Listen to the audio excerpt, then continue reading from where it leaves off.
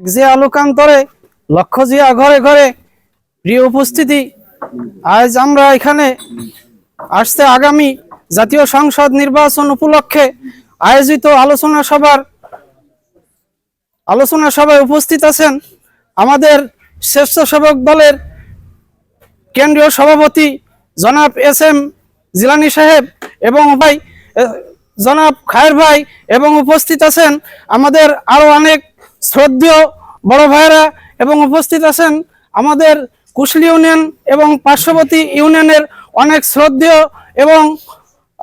অন্যান্য ভাই উপস্থিতি। প্রিয় উপস্থিতি, আপনারা জানেন আসছে আগামী যে আলোচনা সভা, এই সভায় আমরা আমাদের কুশলী ইউনিয়নের পক্ষ থেকে যে সকল মুরব্বীরা আপনাদের উদ্দেশ্যে 12 তারিখের নির্বাচন উপলক্ষে যে কথা বলেছেন, আমরা